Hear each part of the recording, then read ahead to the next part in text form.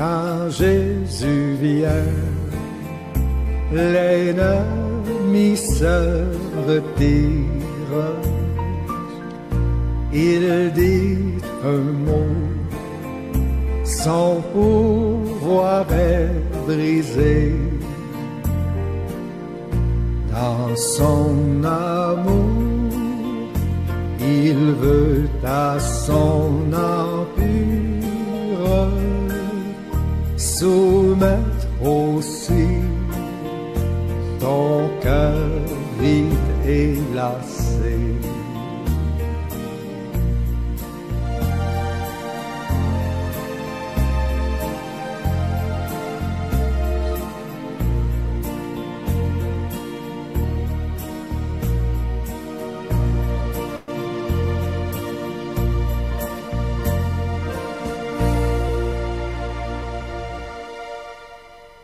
Nous partageons une parole qui peut sauver une âme.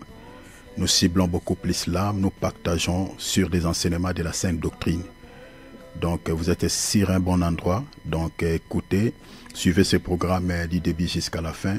Le Seigneur ne manquera pas de vous faire du bien. Si vous avez également des soucis quant à la chair et que vous entendez un remède de la part du Seigneur, profitez pendant ce temps que nous allons prier. Prie. La Bible dit, il faut que celui qui les cherche croit qu'il existe et qu'il est le rémunérateur de ceux qui les cherchent. Dieu ne peut t'accorder la solution, la délivrance que tu es en train de chercher auprès de lui si tu ne cherches pas sa face. La Bible dit il récompense ceux qui les cherchent. Le Seigneur peut te récompenser de la délivrance, d'une guérison, de la solution sur laquelle tu es en train de chercher sa face. Si tu cherches sa face, c'est ça ce qu'il dit dans sa parole. Alors, profitez pendant ce temps de prière, introduis ta requête devant le Seigneur et le Seigneur ne manquera pas de t'exaucer et de te faire du bien. Même si tu avais prié, tant que tu n'as pas encore trouvé la solution, la Bible nous exhorte à persévérer, persévérer dans la prière, comme nos prédécesseurs dans la foi. Voilà, Jésus revient. Si vous n'avez pas encore donné votre vie à Christ, c'est le moment de le faire. C'est le moment.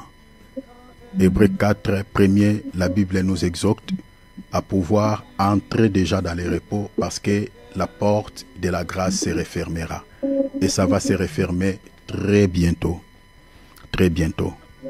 Le Seigneur nous exhorte par rapport à deux générations précédentes, la génération de Noé et puis la génération de Lot. Le Seigneur dit, regardez ce qui s'était passé dans ces deux générations.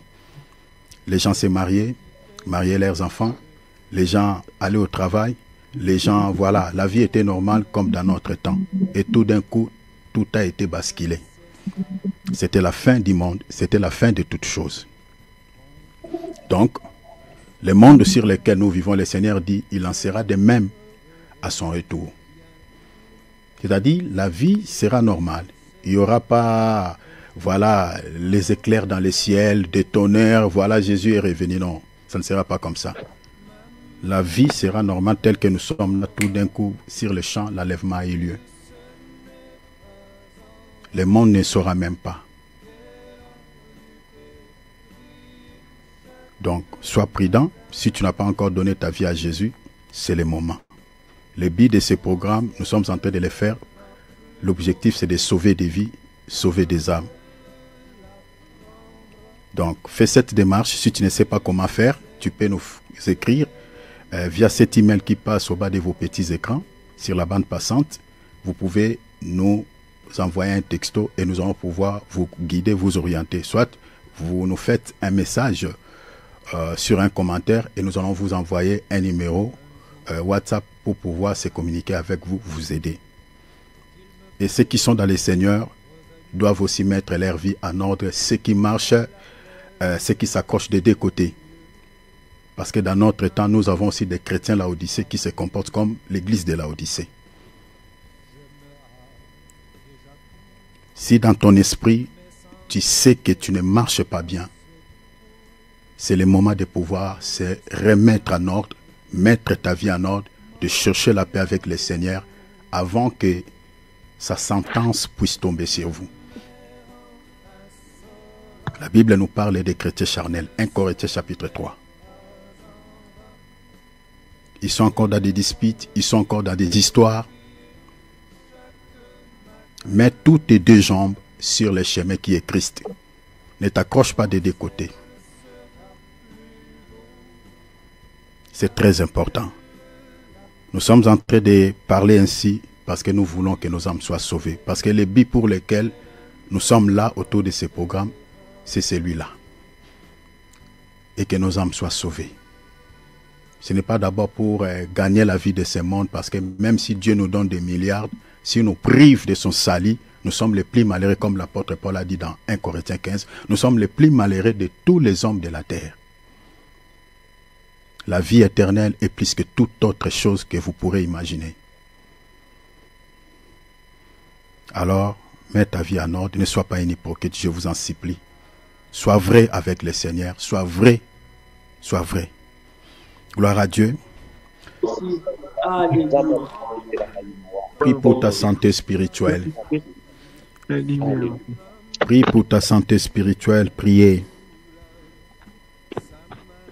Je ne cesserai de nous exhorter dans ce sens, de rester toujours aux aguets comme Habakkuk.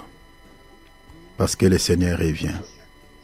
Il dit dans Luc 18, « Quand le Fils de l'homme reviendra, trouvera-t-il la foi sur la terre ?» Quand le Seigneur viendra, il ne viendra pas chercher les chrétiens qui fréquentent tout le temps les églises locales. Quand le Seigneur reviendra, il ne viendra pas chercher les chrétiens qui font beaucoup de jeûnes, qui font beaucoup de sacrifices pour lui. Mais quand le Seigneur viendra, il viendra chercher la foi. Un chrétien qui n'aura pas la foi dans son cœur ne partira pas avec le Seigneur. Qu'est-ce qui me pousse à le dire? Nous avons les modèles dans la Bible. Rappelez-vous de notre bien-aimé Enoch. La Bible dit c'est par la foi qu'Enoch fut enlevé. Ce n'est pas par autre chose, c'est par la foi. C'est-à-dire, si tu veux être enlevé, tu dois garder la foi. Comme Enoch. Enoch est l'image de l'Église qui sera enlevée. Je suis dans l'Épître aux Hébreux, chapitre 11, verset 5. C'est par la foi que Enoch fut enlevé. Et le Seigneur nous exhorte dans Luc. Il dit quand le Fils de l'homme reviendra. Il viendra quand? Il viendra le jour de l'enlèvement. Il viendra pour récupérer son épouse, qui est toi et moi. Mais la question est celle de savoir. Le Seigneur dit, est-ce que ma femme continuera-t-elle à garder la foi? Toi qui es l'épouse du Seigneur,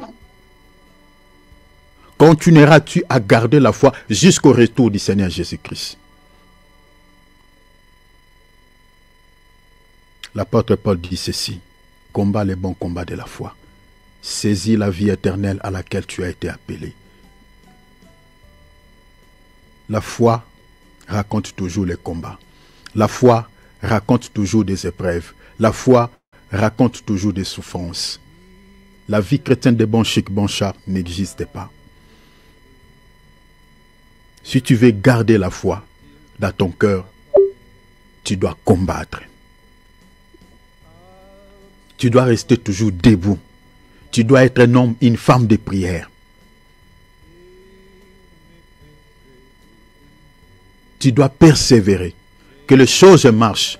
Ne marche pas. Ne baisse pas la garde. Ne baisse pas la garde. La vie chrétienne, c'est une vie de persévérance. Les temps sur lesquels nous traversons actuellement dans le monde, si vous lisez l'épître de 2 Timothée, je crois chapitre 3, au-dessus de chapitre 2 ou 3, les apôtres avaient vu ces temps ici dans le viseur. Ils avaient prophétisé sur les temps difficiles. C'est les temps sur lesquels nous traversons. Et c'est un temps où les apôtres nous enseignent que beaucoup de chrétiens auront l'apparence de la piété. À cause de quoi? À cause des difficultés. Beaucoup de chrétiens abandonneront la vie de piété, auront l'apparence de la piété, seront des hypocrites. Ce que les apôtres ont dit dans ce passage, c'est ça ce que nous sommes en train de vivre aujourd'hui. Quand on regarde seulement les comportements des soi-disant chrétiens, directement tu peux comprendre que waouh, les prophéties qui concernaient cette génération est en train de s'accomplir sous nos yeux. Mais que tu ne sois pas compté parmi ces chrétiens. Garde la foi. Ne sois pas un hypocrite. Mais sois vrai avec ton papa. S'il vous plaît, je t'en supplie. Je vous parle de tout mon cœur. L'apôtre Paul exhortait l'église de Rome à l'air disant, je vous exhorte donc, frères, par les compassions du Seigneur Jésus-Christ, à offrir vos corps comme un sacrifice vivant, saint, agréable à Dieu. Là, tu es en train d'offrir ton corps devant le Seigneur, mais que ce soit un sacrifice qui vit, ne soit pas un sacrifice mort. Le salaire du péché, c'est la mort. Ce qui peut faire que le sacrifice que tu es en train de donner à Dieu soit un sacrifice mort, c'est lorsque tu vis dans les péchés. Le Seigneur te regarde, les gens te regardent, ils te voient que tu vis, tu respires. Mais le Seigneur dit, oh waouh, il n'y a plus la vie dans ce corps. Ce qu'on me présente, c'est un sacrifice qui est déjà mort, un sacrifice étouffé. Mais soit un sacrifice vivant, c'est-à-dire demeurer dans la sainteté. Si tu veux que ton sacrifice soit vivant, soit agréable à Dieu. Mais le secret, la clé qui peut t'aider à garder la foi jusqu'au retour du Seigneur Jésus-Christ, la clé qui peut t'aider, mon frère, ma soeur, à rester toujours aux aguets, à demeurer dans une vie qui honore Dieu. Deux choses. La prière. Parce que Jésus a dit, veillez et priez afin que vous ne tombiez pas dans les mal, dans la tentation. Si tu ne pries pas, tu n'auras pas la capacité de vaincre les mal. Tu n'auras pas la capacité de surmonter les sollicitations diaboliques. Tu n'auras pas la capacité de vaincre les mauvais désirs charnels qui font la guerre dans notre âme. Un chrétien qui n'a pas la vie de prière vivra dans une vie de charnalité. Parce que tout le temps, quand tu seras sollicité, tu vas céder. La prière.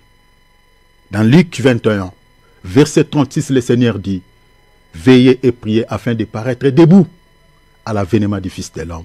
La prière t'aidera à rester toujours debout jusqu'au retour du Seigneur Jésus-Christ. Vous savez, le contraire de debout, c'est tomber. La prière, c'est ça la première requête que tu vas introduire à Dieu. Que la prière ne soit pas incurvée, que tu ne pries pas occasionnellement, mais que ça soit ta vie, que cela se fasse partie de ta vie quotidienne. Il y a des choses qui font partie de ta vie quotidienne, parmi lesquelles c'est le manger, le boire. Chaque jour, quand tu te réveilles, tu sais que je dois manger. Le matin, je dois manger. Le soir, je dois manger. Parce que ça fait partie de ta vie quotidienne. Tu dois te laver. Tu ne peux pas sortir ni. Tu dois t'habiller. Toutes ces choses-là entourent ta vie. Spirituellement, il faut qu'il y ait aussi des choses qui entourent ta vie pour ton salut éternel. Parmi lesquelles c'est la prière. C'est la prière. Ça doit se faire partie de ta vie quotidienne, de ta vie de chaque jour. Et la parole. Vous sondez les Écritures, vous pensez avoir en elle la vie. La parole de Dieu, c'est une lampe à tes pieds qui t'aidera à se conduire, à savoir comment est-ce que tu peux se diriger dans ce monde qui est rempli de ténèbres. Psaume 119, 105. Ta parole est une lampe à mes pieds. Ta parole est une lampe à mes pieds, une lumière sur mon sentier. Bien-aimé, si tu n'as pas la connaissance de la parole de Dieu, le monde sur lequel nous vivons est rempli de ténèbres. Rappelez-vous, dans les pays d'Égypte, tous les pays d'Égypte étaient remplis de ténèbres. La lumière ne se trouvait que dans un seul endroit, c'est dans Goshen. Goshen, ici, c'est l'image de l'Église, c'est l'image des chrétiens qui ont la parole. Mais l'Égypte, c'est l'image du monde. C'est là où il y a les ténèbres. Si tu n'as pas la parole de Dieu comme une lampe, toi aussi tu marcheras dans les ténèbres comme les païens. La requête, c'est celle-là. La prière et la parole. Que ce soit ces deux éléments qui entourent ta vie sur les plans spirituels. Si tu les négliges, je ne sais pas quel mécanisme, quand le Seigneur viendra chercher l'église, toi tu seras enlevé. À moins que tu sois ignorant ou ignorante, que tu ne connais pas les buts pour lesquels tu as donné ta vie à Jésus. Mais moi, je sais le but pour lequel j'ai donné ma vie à Jésus. J'ai abandonné tout dans le monde.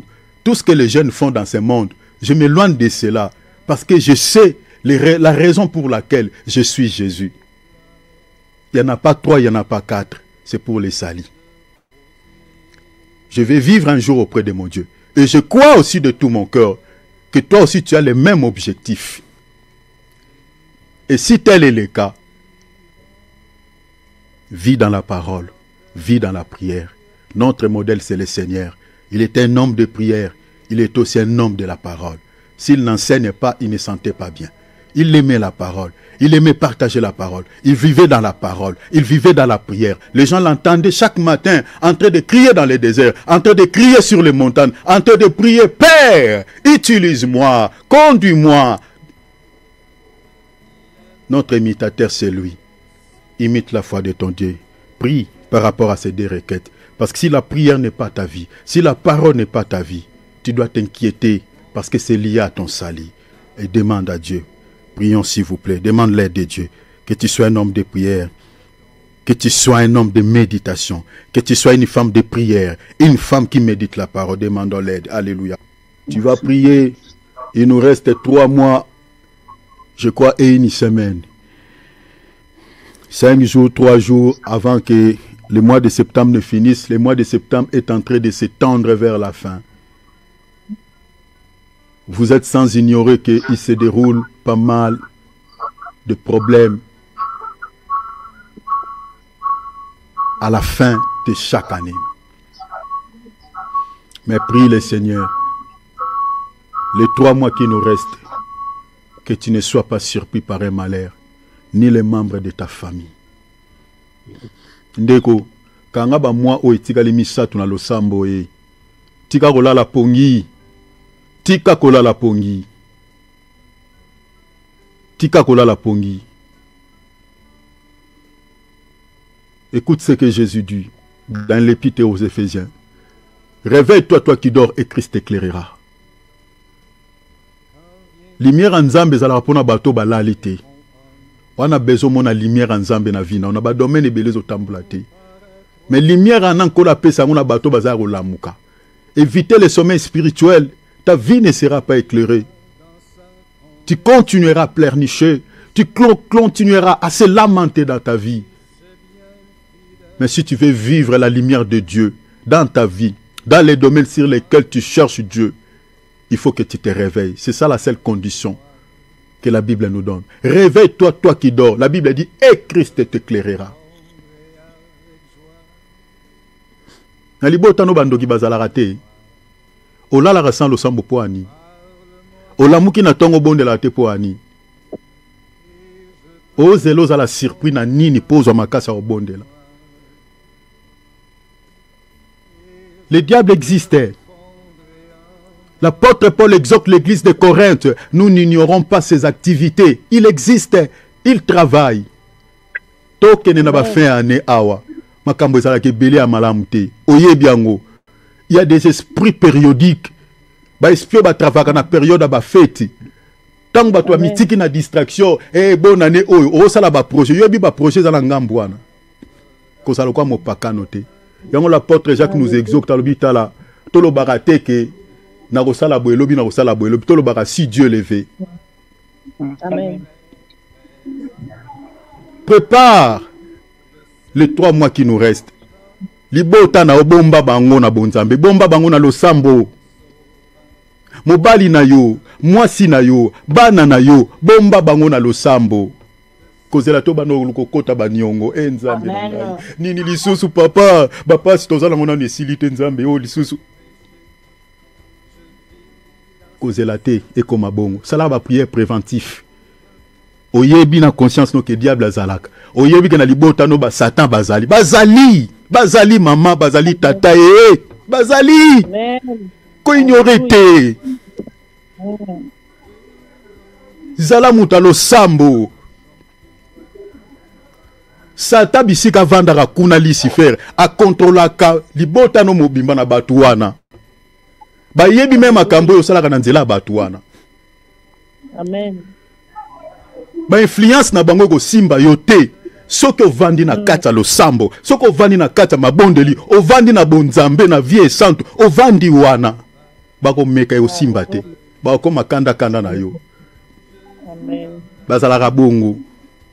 Pour ça, meke zo simba te ale, ba changer comportement. Ba mo créer lo ba problème, ba luka ba porte.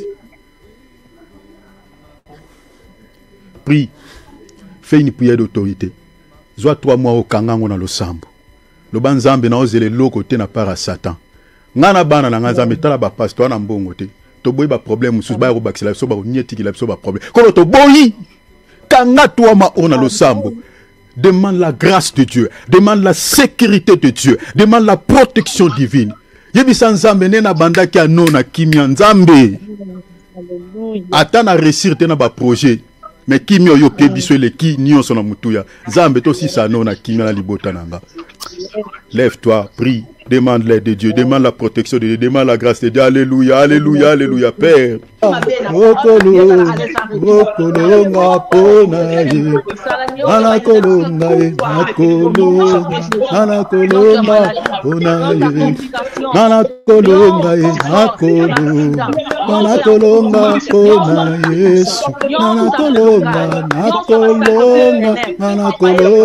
konaye. Nanakolonga, nakolonga, nanakolonga, konaye. Nakolonga, nakolonga,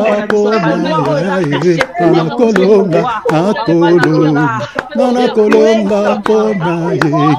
Nakolonga, nakolonga, nakolonga, konaye. Nakolonga, nakolonga, nakolonga,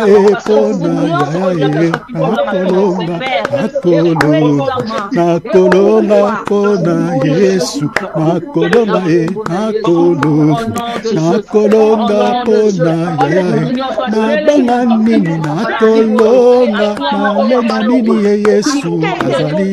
Nakolonga, nakolonga, nakolonga, yaya azali. Nakolonga.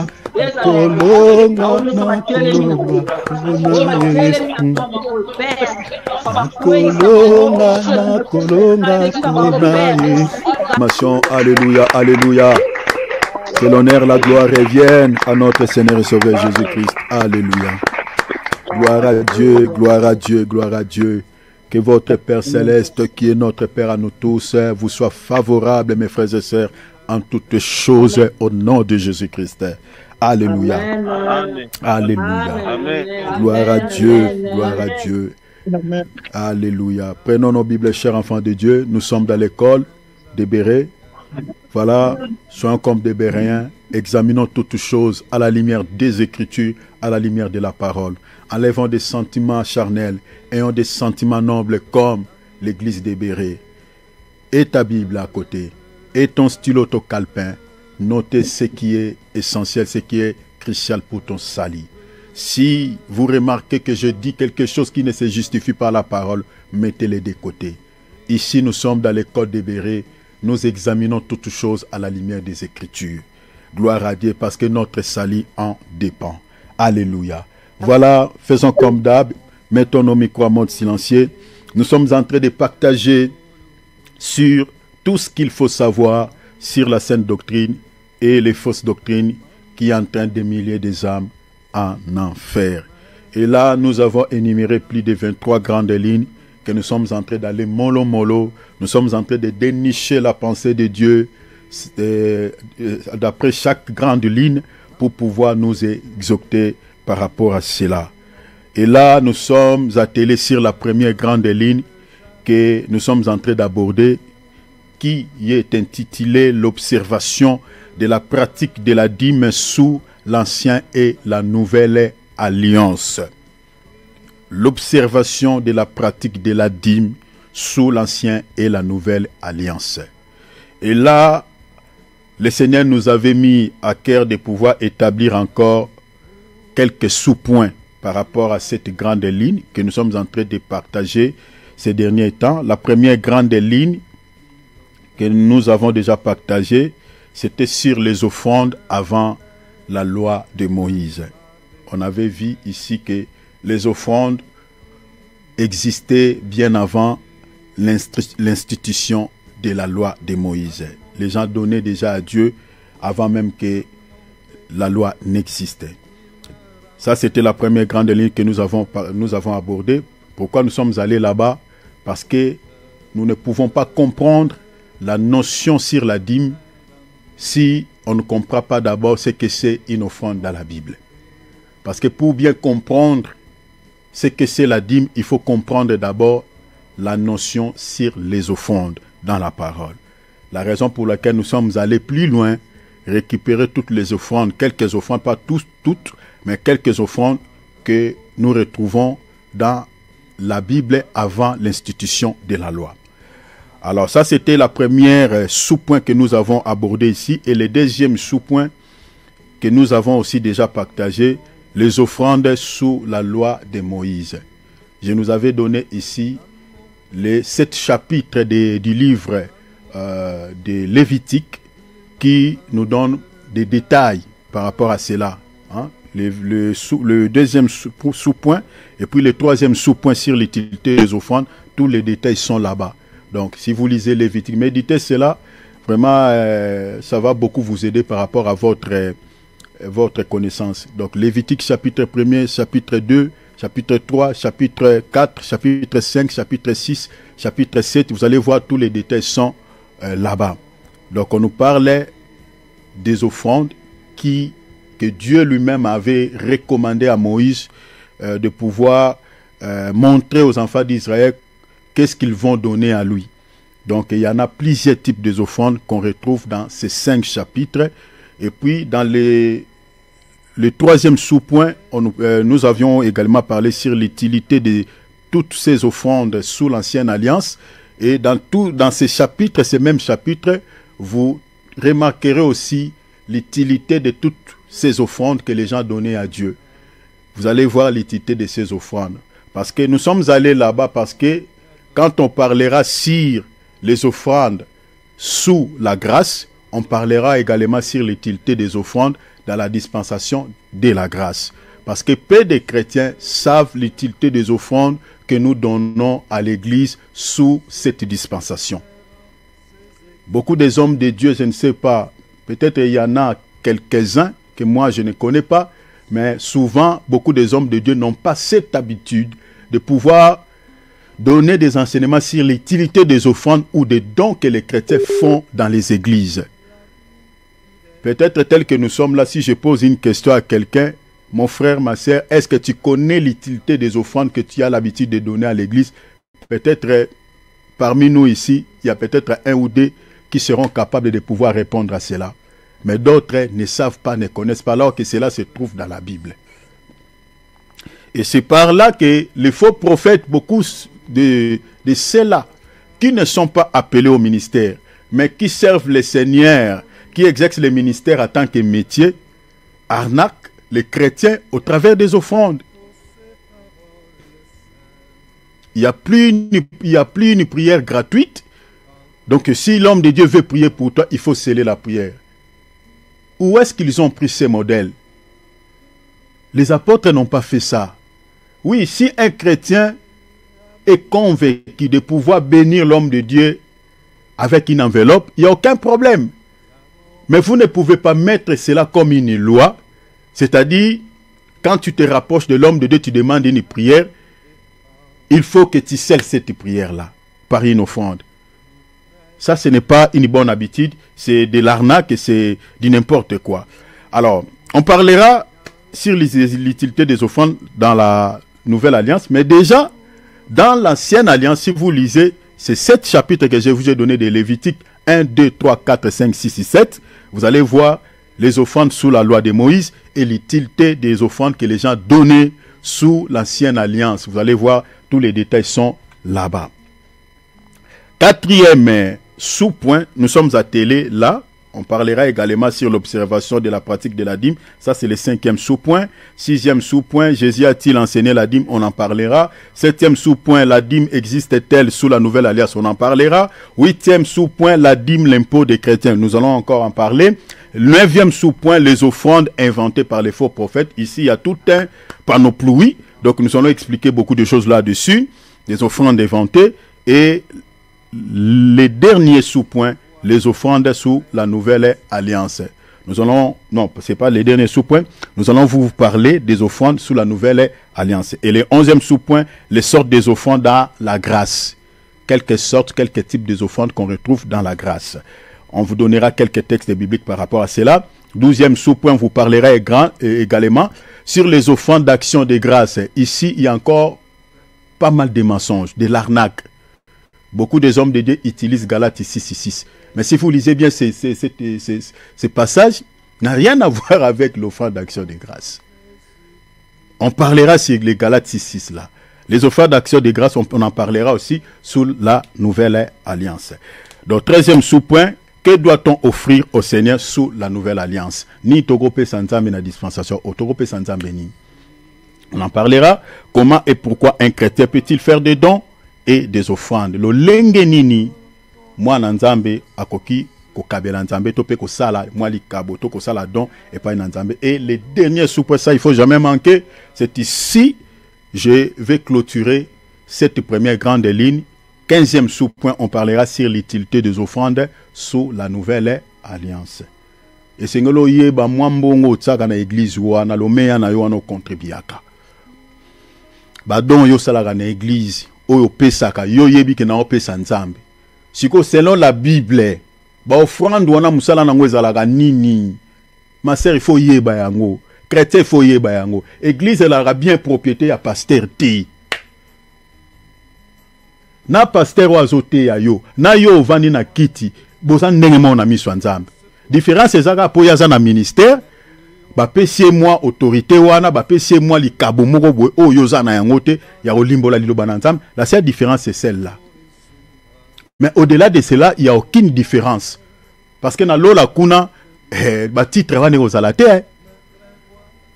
O tala pasteur yewana, o tala te, ba titre wana ozala te. Biso tout na l'ola troza ndenge moko. Même ce qui ba différence ozala na ba récompense par rapport à musalo to sela ki nzambe, mais ce ozala ki pasteur akuna po ke ki pasteur okete ana ni Gabriel. Donc, il faut que vous puissiez connaître, comprendre les dons que vous faites à l'église, ça sert à quoi? Ça va où? Parce qu'il y a pas mal de l'arnaque dans ce domaine-là. Je connais pas mal des églises qui font de grosses sommes d'argent. Les gens donnent vraiment dans l'esprit qu'ils donnent à Dieu. Mais ça va où cet argent? Je vous dirai certaines vérités ici, ça va vous scandaliser. Ça va vous scandaliser. Le soi-disant aux hommes na nanza mais makamboze belé surtout ba église ombongo ekotaka mingi wana. Ba zambongo wana ba fungwela ngo ba entreprise, ba pesa ba comment ko sana ngo ba faire, ba musu ba kendra Dubai. Est-ce que na Bible za bongo?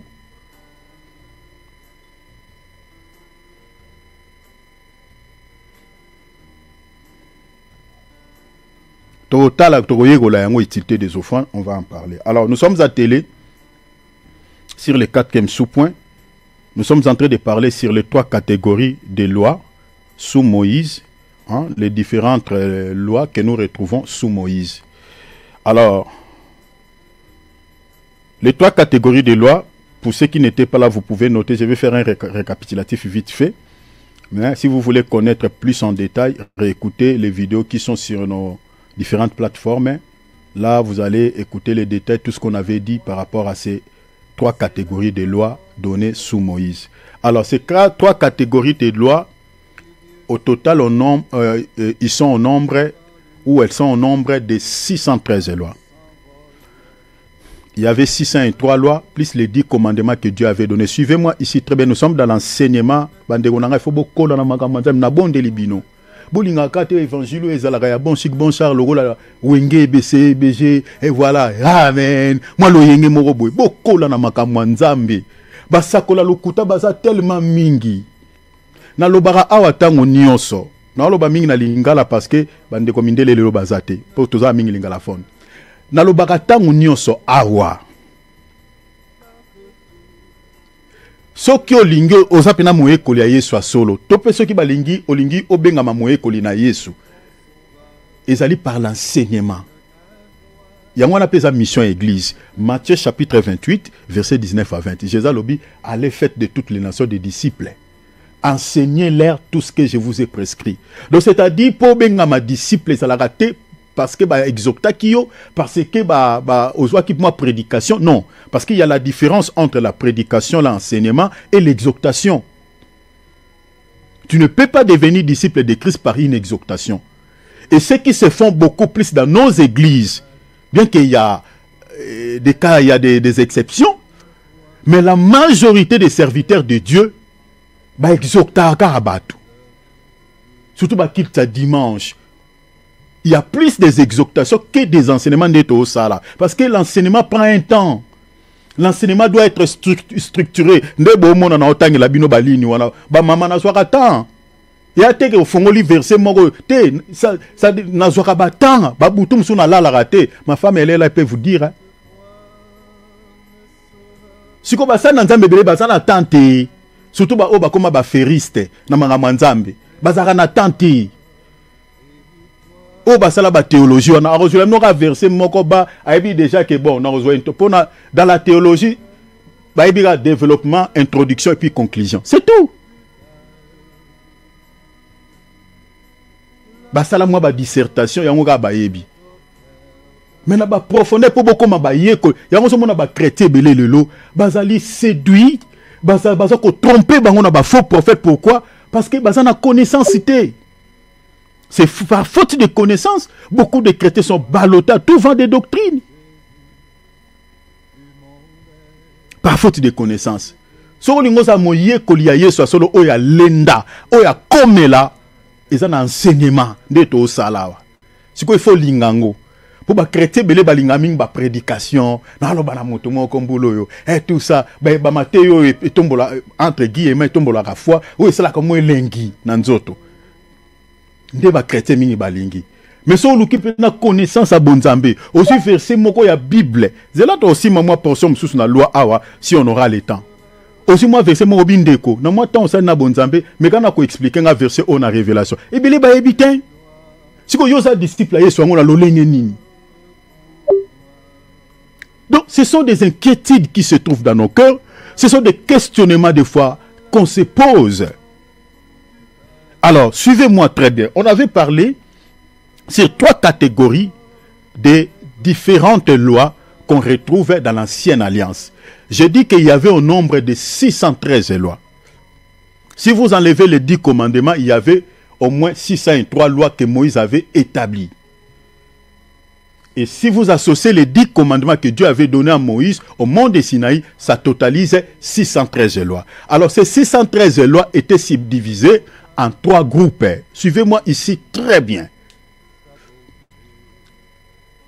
Il était subdivisé en 3 groupes.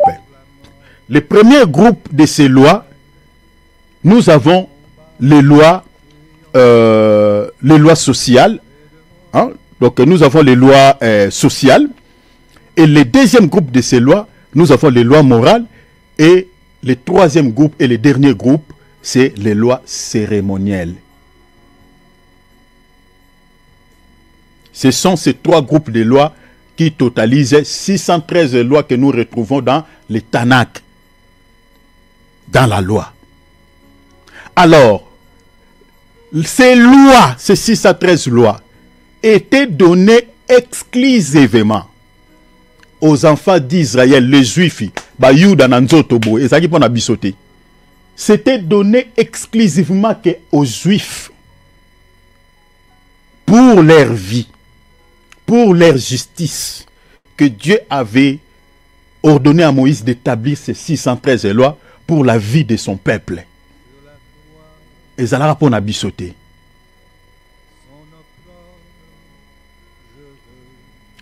Wana sur le plan pragmatique, sur le plan physique.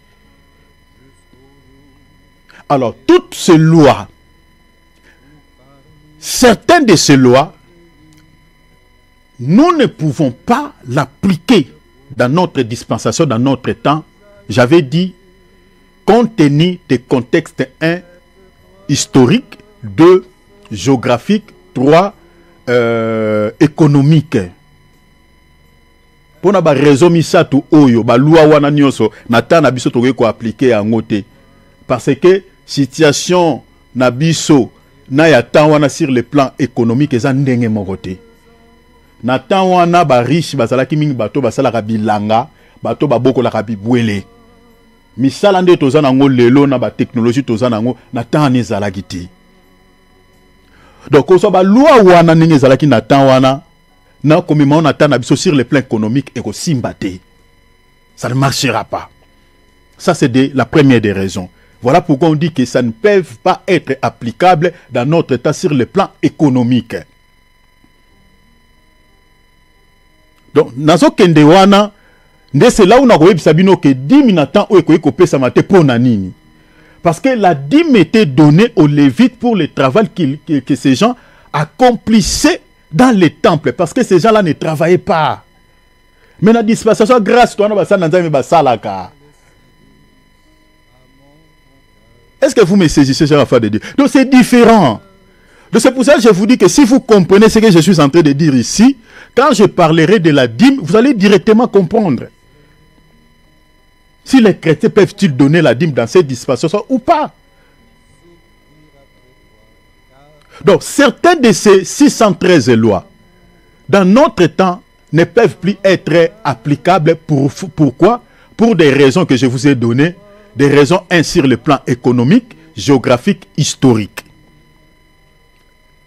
Mais attention, sur le plan révélationnel, derrière ces 613 lois, je pèse mes mots, je dis, sur le plan révélationnel, derrière ces 613 lois, Dieu avait caché des instructions, des enseignements pour nous aujourd'hui. La raison pour laquelle, quand vous êtes en train de lire les écritures de l'ancienne alliance de la loi, vous ne pouvez pas interpréter les écritures du Tanakh ou de la loi de manière littérale. C'est très compliqué par rapport à notre temps. J'avais donné l'exemple ici de l'Exode chapitre 21. Si vous lisez Exode chapitre 21, tous les chapitres, ce qui est makambo eza kuna bandegonanga, bon mais on attend la biso et aussi mbati, parce que on parlait de l'organisation des esclaves ou des étrangers en rapport avec leurs maîtres. On attend la biso, il y a plus ce genre de choses. Makambo esclave tout ça ereniaka na batamoko toyoka ngona tozonga na classe bande ko teka batu na marché mo ezalaka na Zanzibar. Na mwa ilwana banda oyo teka batu makambo na lelo ezalaka lisusu te. Donc ce que j'ai Exode 21 o memango na tana biso to salela ngo ndenge komami na ba écrit et ko simba te. Est-ce que vous me saisissez, cher enfant de Dieu? Donc ça ne marchera pas. Oh, Exode 21 faisait partie des lois sociales. Et à l'époque, l'Israël devait mettre en application tel que Dieu avait donné à Moïse ces lois-là. Donc il y avait une organisation entre les esclaves ou les étrangers en rapport avec leurs maîtres. Et ici j'explique déjà les lois sociales, mais je suis en train de nous dire que, avant de développer, de revenir là-dessus, je suis en train de dire que toutes ces lois, nous ne pouvons plus, je répète, le mettre en application, c'est-à-dire certaines de ces lois, pardon, nous ne pouvons pas les mettre en application de nos jours pour des raisons que je nous ai données tout à l'heure. Des raisons économiques, les raisons géographiques, et puis, j'ai parlé de raisons économiques, géographiques, et puis historiques. Mais, Dieu, dans son bon vouloir, derrière ces 613 lois, avait caché des enseignements pour nous, l'Église, pour nous, les nations, aujourd'hui. Des enseignements et des instructions. Je vous lis un seul passage de Romains chapitre 15, noté. Romains chapitre 15, verset 4. La Bible dit, « Or, tout ce qui a été écrit d'avance. » Est-ce que vous voyez, hein? Tout ce qui a été écrit d'avance. Donc, toutes ces lois, tout ça, tous ces écrits de la Torah. La Bible dit, l'a été pour notre instruction. Est-ce que vous voyez? Ça, c'est clair, non? Vous voyez? C'est clair. Donc, c'est-à-dire, la Bible dit, l'a été écrit pour notre instruction. Ce sont des réalités qui étaient passées physiquement à ces temps-là. Mais Dieu avait permis à ce que tout ce qui s'était passé à cette époque soit mis dans des feuilles, soit écrites dans des rouleaux, soit mis dans des rouleaux pour notre instruction. C'est ça ce que l'apôtre Paul enseigne à l'église de Rome. La Bible dit, l'a été pour notre instruction, afin que par la patience et par la consolation que donnent les Écritures, nous possédions l'espérance. Or, quand on parle de l'espérance, on fait référence au salut ou à la vie éternelle.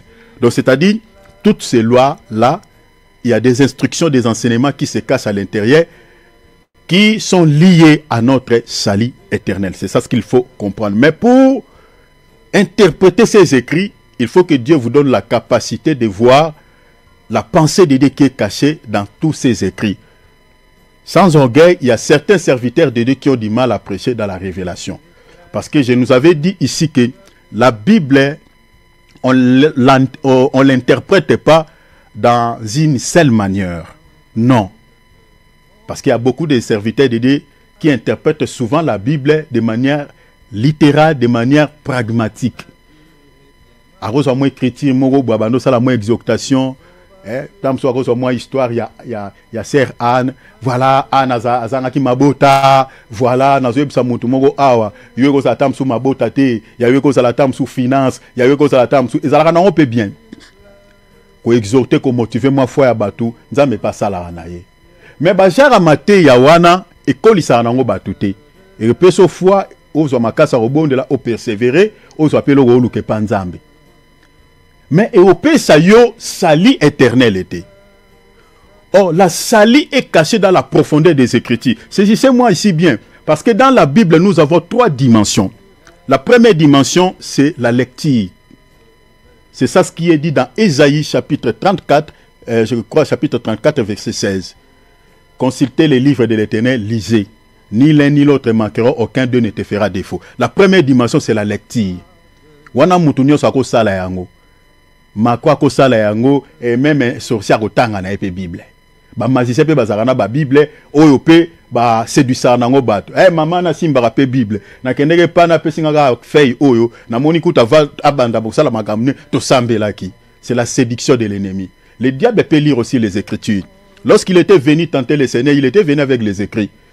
Mais vous donnez la vie derrière ces Écritures, l'élève ne les fera pas. Église catholique bazara pe na Bible. Bah église, bah y a faux prophète, bah ça rappelle dans la Bible. Donc il se limite au niveau de la lecture. La première dimension dans la Bible, c'est la lecture. Et tout le monde peut le faire. Est-ce que vous voyez cela? Mais maintenant, la deuxième dimension dans la Bible, c'est qui est plus important, important et aussi plus important, je m'aimerais dire, c'est Josué 1:8. Que ce livre de la loi ne s'éloigne pas de ta bouche, médite-les, la méditation. Ça, c'est la deuxième dimension. Pourquoi le Seigneur nous exhorte à méditer? Pour une seule raison. La Bible dit pour agir fidèlement selon tout ce qui est écrit. Pour rester fidèle à Dieu. Pour savoir comment est-ce que tu peux te conduire, comment est-ce que tu peux te comporter devant les épreuves. Parce que quand on parle de la fidélité, on fait référence aux épreuves, aux souffrances de la vie chrétienne. Mais toi, tu dois rester fidèle à Dieu. C'est ça ce qui est dit à l'église de Smyrne. Le Seigneur est en train de dire à l'église de Smyrne, je sais que tu seras éprouvé. Le diable va vous éprouver, mais sois fidèle jusqu'à la mort. Vous comprenez? Maintenant, si tu n'as pas la connaissance, tu ne médites pas la parole devant les épreuves, devant les tentations, et tu céderas. Donc, la raison pour laquelle nous méditons la parole, pour rester fidèle à Dieu, pour savoir comment est-ce que on va se diriger dans ce monde qui est rempli de ténèbres. Parce que la parole de Dieu, c'est aussi une lampe, vous comprenez? C'est aussi une lampe sur nos pieds, qui nous dirige dans ce monde qui est rempli de ténèbres, puis Psaume 119, 105.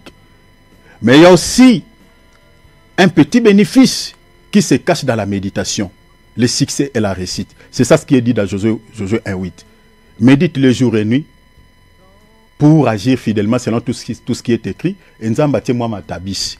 C'est alors que tu réussiras, tu auras du succès dans l'entreprise. Wane nzamba tabiso nzamba pesi, abe sokoza fidèle nanga, nzamba tie moi promesse mo repeza wana. Ndeko nanga yo luka ko simra nzambe bilaka na yo, surtout na Congo to lingi biloko. Bilaka na yo nyose ba mama langa na sepela nde ba nzambe na kanisi Congo nzambe. Ekoko kisama, oh mon Dieu. Ah, le sambo na Congo ezake legi a poto. C'est bien de rappeler à Dieu toutes ses promesses. Mais n'oubliez pas, les promesses de Dieu sont attachées à la fidélité. Une personne qui n'est pas fidèle à Dieu, les promesses que Dieu a consignées dans sa parole pour ses enfants ne sont pas à lui. C'est ça Josué 1:8. Que ce livre ne s'éloigne point de ta bouche, médite-le nuit et jour, pour agir infidèlement. Balobina au succès aux oies. Babina oza récite te bila kana avec kokisama. Nzamba otala oza fidèle. Dieu regarde si tu es réellement fidèle à lui. C'est ça. Donc les promesses de Dieu sont attachées aux hommes et femmes qui sont fidèles à lui. D'autant au bon de l'anzamba oloba na nzambe papa kanisanga. Oloba kanisatin à se souvenir na yo a kokisa bilaka na ye alaka kiyo. Mais yo pe mitalate. Yalo ola bana basi mususu ngana ko bala mopaka note nga ifuna bala ka mobalo asambela mobalo asambe nzamba pesa mwana na ye est-ce que na comportement yo zalaka na ngoyo wana mwana na nzambe wana ko pengwa te na bizali no ko betaka ma bakute. Donc il y a des choses quand tu demandes à Dieu, il faut te rassurer que toi-même tu mérites cela au fait. Tu mérites. Seigneur, je parle au Seigneur, c'est vice versa, au frère également. Tu demandes à Dieu qu'il te donne une femme vertueuse, une femme qui a la crainte de son nom, une femme qui ne va pas te casser la tête dans les mariages. Mais toi aussi, tu dois être un enfant de Dieu authentique. Tu dois être aussi une bénédiction pour cette fille de Jésus-là que tu demandes. Os appeli pamboli pona mwana mwasi wana. Os la mobali oto ko yako bete mutu o yako kondisa mwana bat ko bete se ba istoma na ba attention te. Obi marabo bisiko kenda o lobarati. Mi bal msu ba ndengwana. Mwasi ko to muteme epela bana basi msu ba koka ko lobate. Ale laka na chambre. Nzambe na nga mobala ndenge nini. Aroyana osala ka assemblant. Il y a des choses quand on demande à Dieu, il faut se rassurer que tu mérites.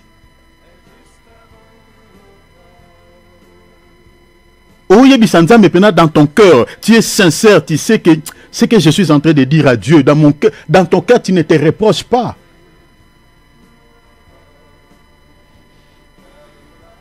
Atiaki mambakayen a bandeko nanga webi na Congo to bundaka mingi ko sa ba sacrifice ça bien na décourager bisoté et a bien to ke mangenge luzizi la tout ça ngape na kina ba mangenge wana et a pasien olongwe njili wana biso to vana njili ke mangenge wana ba moya kini boke bo matina ngoma bo sambele nzambe tout ça bokiti bokita pe wana bo magamsu nzamba ya lola musupe nzambe atika ne bongo ye mo ga ba raison. Après quelque temps. Mais tout ça n'est logo mon côté. Nzamba sale la kabiso te parce que tout ça la non ba sacrifice belé. To pe poto so kabelaye, poto to sala soki musala nae, non ezala na bongote. Vi na biso non bato ezala ka tellement précieuse na miso nzambe ko le kanyon so to go sala nzambe. Bande ko bokange loko na zo ebisa biso na koma nzambe. Bola na balokuta msu te basa na nzambe msu balobaka ko pakula ba bino mafuta tout ça bola na no biloko na te ya solo bazali mais ya lokuta baza mingi et loko esepelisaka nanu nzambe o esala ke mutu chrétien zo faveur na miso nzambe ezaka na ba vie na biso nde yango wana Romains 12 bo bondela nzambe ba vie na bino ko ba sacrifice o ezali na bomoi lisumu yango nde ko tsaka liwa. Il y a des chrétiens physiquement vivants, mais dans le monde, il y a des bimbe. À cause du péché. Le fond de Caïn, ce qui est Caïn, alors après ça, non, ce n'est pas ça. Si cela c'était la raison, dans le bas, il y a des produits de la terre. Mais la raison, c'est ça ce qu'on retrouve dans la Bible. Caïn n'était pas juste. Caïn était du malin. C'est pour cela, quand vous lisez ce texte dans Genèse 4, la Bible dit, la première des choses que Dieu avait posées comme geste, il a jeté d'abord les regards sur la personne avant de jeter les regards sur l'offrande. C'est-à-dire, quand on se sacrifie ou on donne un sacrifice à Dieu, Dieu n'est pas d'abord attiré par l'acte que tu poses. Dieu n'est pas d'abord attiré ou il est impressionné par les gestes que tu es en train de poser. Non. Ce qui impressionne Dieu d'abord, quand on se rapproche de lui, c'est nos vies.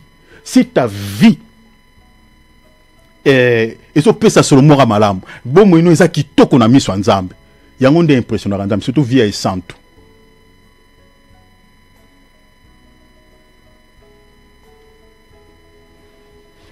Je ne sais pas pourquoi je suis allé là-bas, j'ai tout laissé, mais on se laisse guider par le Saint-Esprit. Je retourne dans mon message. Les lois sociales, dans toutes ces lois, je disais que Dieu avait caché des instructions, comme on a vu dans Romains 15, 4. Mais je sais que Dieu a parlé à quelqu'un, il y a un pourquoi je suis allé là-bas, peut-être le Seigneur a parlé à quelqu'un. Alors, les lois sociales concernaient exclusivement, comme je viens de dire, le fonctionnement de la société hébraïque. Elle réglait, 1, la vie quotidienne de ces peuples, et de 2, la justice en Israël. Mais dans un contexte qui n'est plus la nôtre. Donc, Nzamba Tsaki Louawana, contexte où Nzamba Tila qui a et dirigé peuple justice Banosa, Nathan Abisso et aussi Mbate. Donc, le meilleur exemple, comme je l'ai dit tout à l'heure, est celui d'Exode 21. Lisez tous les chapitres, vous allez comprendre que ce qui s'était passé, ce qui s'est passé dans ce temps-là, dans le contexte où on est actuellement, sur le plan économique, géographique, historique, ça ne marchera pas. Mais sur le plan révélationnel, on peut interpréter Exode chapitre 21. Je nous avais donné un exemple, l'exemple par exemple de l'Exode chapitre 21, verset 32. Donc ici on nous parlait, je lis rapidement, on dit si le bœuf frappe un esclave, homme ou femme, on donne 30 cycles d'argent au maître de l'esclave et le bœuf sera lapidé. Donc vous voyez ici le contexte sur lequel on parle.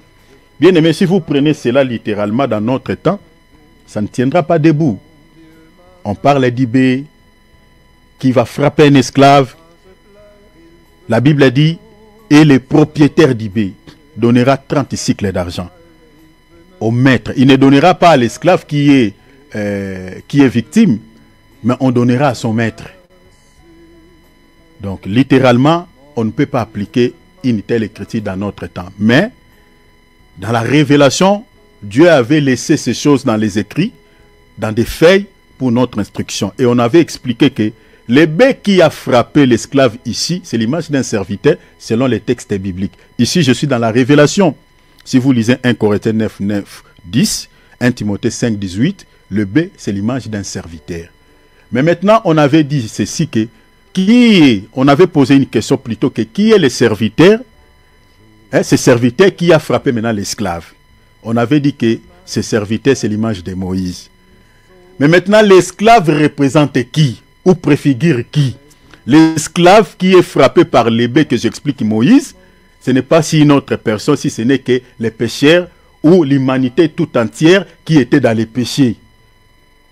Et Moïse ici qui nous a frappé ici, ce n'est pas Moïse en tant qu'individu, mais c'est Moïse en tant que la loi. Parce que dans la Bible, Moïse représente aussi la loi. Donc on était frappé par Moïse. Pourquoi nous disons ceci? Si vous lisez par exemple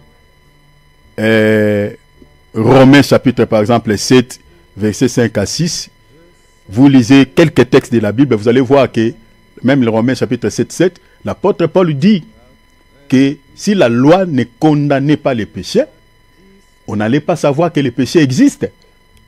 Mais puisque c'est la loi qui dit que la convoitise est un péché, voilà pourquoi je suis mort sous la loi. Parce que c'est la loi qui me condamne. C'est la loi qui me dit que tu es dans les péchés. Donc cette loi-là, c'est ça Moïse qui nous a condamnés dans le mal. Qui nous dit que l'acte que tu viens de poser, c'est un péché, tu es coupable. C'est pour cela que j'ai dit que le B, c'est l'image du serviteur. Mais le serviteur qui frappe l'esclave ici, l'esclave, c'est-à-dire c'est le péché, parce que Jésus a dit que tout celui qui est dans le péché est un esclave. Je nous avais donné les Écritures ici, j'aurais du mal à répéter tous ces passages pour gagner du temps. C'est le péché. Donc on était tous dans le péché, c'est la loi qui nous condamnait.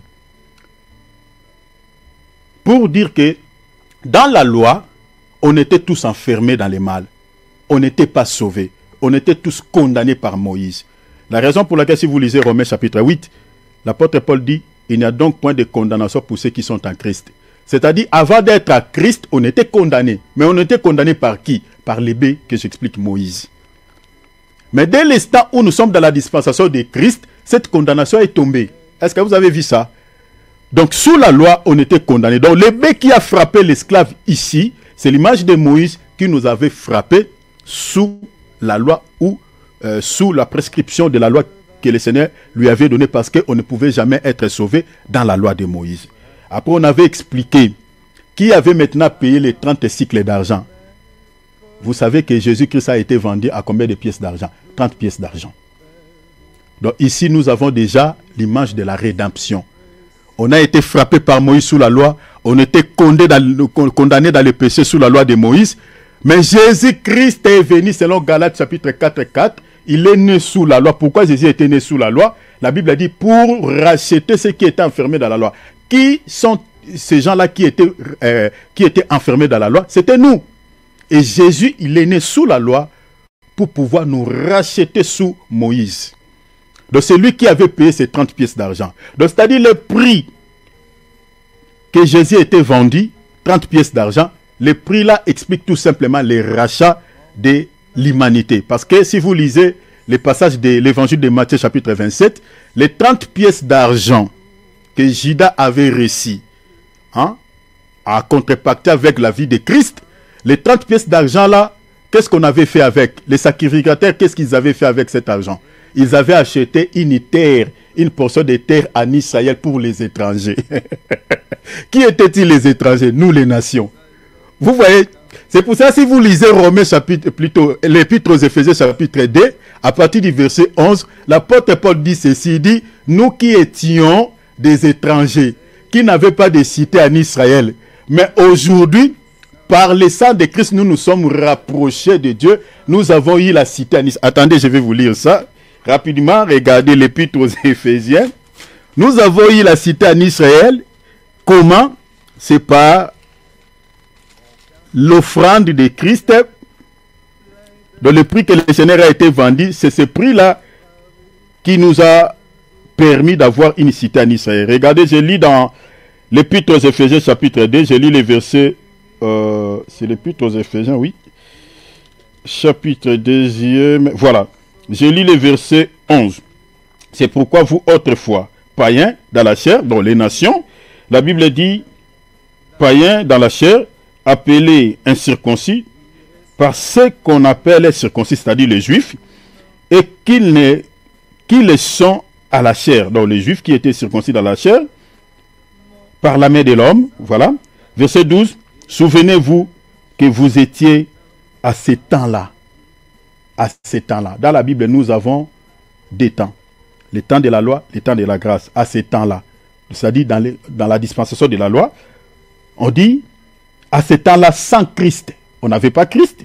La Bible dit, privés du droit de cité en Israël, étrangers aux alliances de la promesse, sans espérance et sans Dieu dans le monde. Vous voyez, donc on était sans Christ.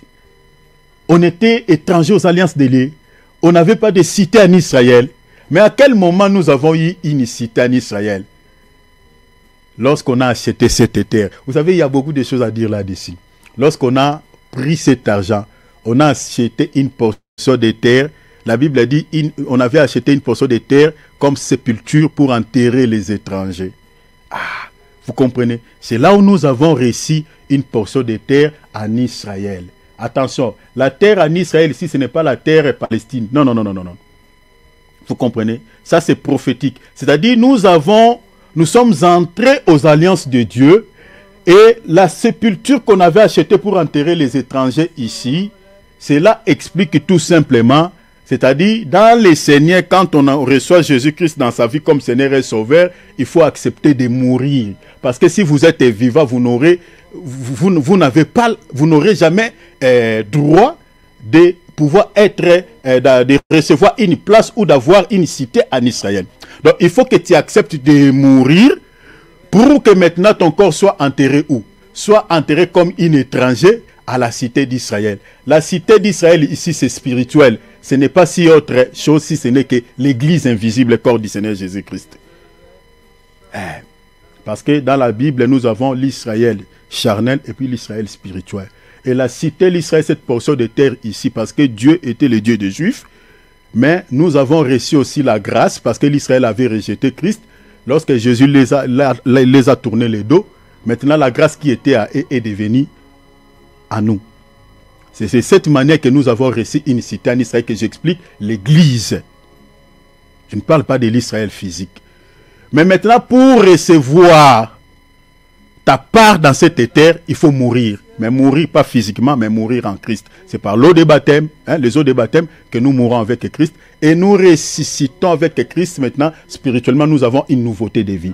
Donc, c'est-à-dire, c'est l'homme extérieur qui va être détruit.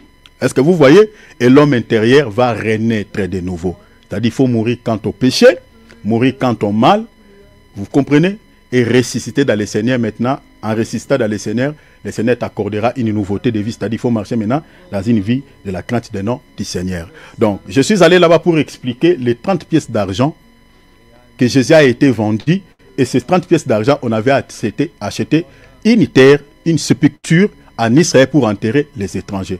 Et cette terre-là, ça peut représenter aussi aujourd'hui l'image de nous les nations qui ont reçu une grâce dans le corps mystique de Jésus-Christ, qui est l'église, que j'explique l'église. Il y a aussi les juifs à l'intérieur. Alors, donc, je suis allé là-bas pour expliquer le bec qui a frappé l'esclave. La Bible dit, le propriétaire du bec va dommager pour réparer ces dégâts. Il doit payer 30 cycles d'argent. Donc, dans la révélation, cela explique toutes ces choses. J'avais expliqué beaucoup de choses par rapport à cela. Donc, vous comprenez que les lois sociales, ces lois, de manière pragmatique, étaient exclusivement aux Juifs, pour les Juifs. Mais dans la révélation, on peut expliquer, comme je viens d'expliquer là, toutes ces choses. On avait parlé également sur les lois morales. J'avais dit tantôt que les lois morales existent bien avant l'institution de la loi de Moïse. Ces lois n'ont jamais été effacées. Elles existent jusqu'à présent. Parce que beaucoup de gens ont des confusions comme pas possible.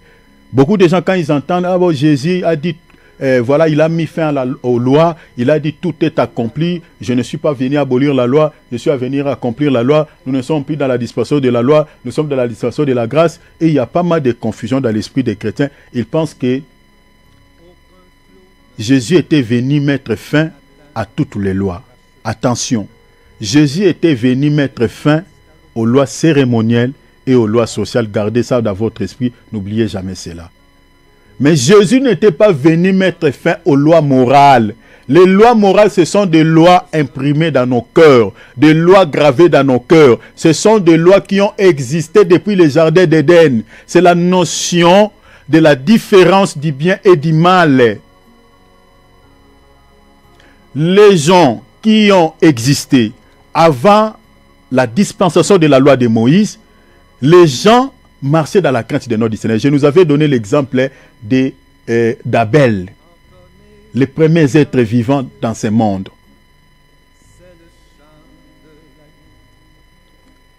Abel, la Bible dit, était juste. Or, quand on parle de la justice, on fait référence à la notion de la sanctification, on fait référence à la notion de celui qui marche dans la crainte de notre Seigneur.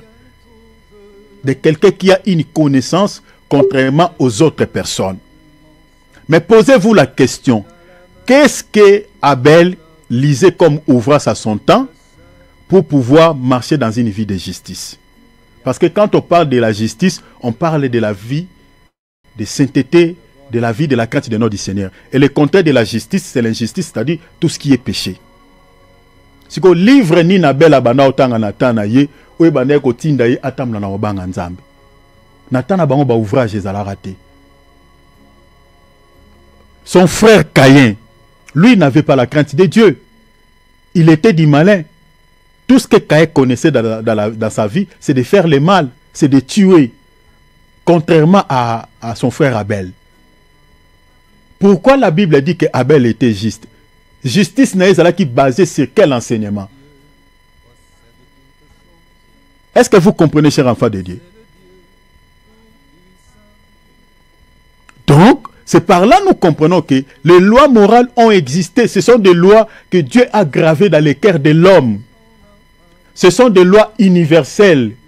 Et ça la mopakano, ba loi wana ezaka na mutema na ye. Ba loi wana même na bamboka na biso ezali. Na ba pays tozali. Ba loi wana eza même na ba constitution na biso. Bien que Moïni, le diable, il a infiltré nos institutions pour, voilà, introduire des lois un peu bidons. Mais la majorité, la grande partie des lois qui dirigent nos pays, ce sont des lois morales. Bato ba dirigera biso ba ebi nzambe te, la majorité bana bon ba sataniste, musupe ba sataniste te, ba ebi nzambe te. Mais baza quand même na notion ya bien pe ya mal. Do soko yibi ezana loi ko condamner na mboka na bino. Ok, zo moi ça muté na loi o ko condamner na mboka na bino. Au défi mbonga muto zongi cité, ezana ba loi ko condamner ba poursuite au salama. Ba poursuite judiciaire. C'est ça ce qu'on appelle des lois morales, ce sont des lois universelles. Ces lois-là ont existé bien avant l'institution de la loi. Les gens de cette époque-là savaient, connaissaient cela. Prenons l'exemple de notre bien-aimé Enoch. La Bible dit Enoch marcha avec Dieu. Et Dieu le prit, Enoch fut enlevé. Enoch a ensemble dans l'église. Nana te aga Enoch. Azora baptême wapi. Kotambulo abana otambulo na robanga nzambe utangi na nini. Livre ni abana otang. Il n'y en a pas dans la Bible si vous cherchez. Et voilà, il n'y en a pas. Dans leur temps, il n'y avait pas tout ça. Mais qu'est-ce qui avait fait que cet homme marche dans la crainte de Dieu à son temps? C'était grâce aux lois morales, ces lois qui étaient imprimées dans les cœurs de l'homme. Gravées dans les cœurs de l'homme. Je dis aux gens ici, Ndeko, kokasate que non biso ngana na connaissance minga lo bananza mete na motema na yo oyebi notion ya malamu na ya mabe muta osale échapper na jugement nzamba zate. Ne dis pas que non, moi je n'ai pas la connaissance, je n'ai pas suffisamment, mais dans ton esprit il y a une loi. Regarde hein, dans Jean 1 Jean, l'épître de 1 Jean chapitre 3 verset 20, qu'est-ce que Dieu dit? Le Seigneur dit si vos cœurs vous condamnent, Dieu est plus grand que vos cœurs. Or, on ne peut jamais condamner s'il n'y a pas une loi. Vous êtes d'accord avec moi, non? On peut condamner Moutouté ce qui loi est athée. C'est ça, Romains 8. Il n'y a donc maintenant aucune condamnation pour ceux qui sont en Christ. Pourquoi Paul il était en train de dire ainsi? Parce qu'il y avait la loi de Moïse qui condamnait les gens. Mais dès l'instant où nous sommes dans le Seigneur Jésus-Christ, toutes ces lois-là, toutes ces condamnations sont tombées caduques. Maintenant, l'apôtre Jean nous exhorte dans l'épître de 1 Jean 3, 20, il dit, si vos cœurs vous condamnent, Dieu est plus grand que vos cœurs. Si vos cœurs ne vous condamnent pas, nous rassurerons nos âmes devant lui, auprès de lui. Non, oza awa soko sali malam na motema no ka kesengoti. O na conscience no iloko mozo ebiso ke acte to salo sali acte mo malam. Siko iloko eso ebiso ke acte sali za malam ezani. Eza loi onza matana kata motema. Avant même moi ko la maloba na nzambe loi wana ezalaka dans esprit na yo. Soki po sali mabe ato wanga na miso abato. Na motema na yo oza na culpabilité. Oza à l'aise. C'est-à-dire, il y a quelque chose dans la conscience nous ont reproché que l'acte que tu viens de faire au Salimabé. Bato bazalaka sensible au monde qui est réparé dans Mninga. Parce qu'il y a une loi qui les condamne dans son esprit. C'est ça ce qu'on appelle les lois morales ou les lois universelles. Vous voyez, ces lois. Même les païens qui ne connaissent pas Dieu, ils seront jugés grâce à ces lois-là. Nzamba condamné ba païen ba msuba kanisa ke na lola aroyeb sanzamba papa nga ba te yanga kutute nga na mona ta musala nzambe maote na nzela nanga ba msuba ka sa ke ko sanzambe kuna. Si on zambé le wala zanzamba ko soka motema no pou. Ce qui me kolango na ebité wana na imaginer. Asi motema na bimisi libanda. Ano la kiso ba loi tout oya koma na motema na yo. Tango osala malamu ndenge conscience ne bana ekoloba na tango osala mabe ne conscience ne bana ekoloba elo.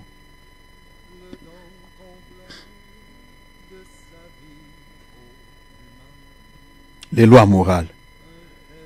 Un autre exemple, par exemple, vous allez voir les enfants de Noé.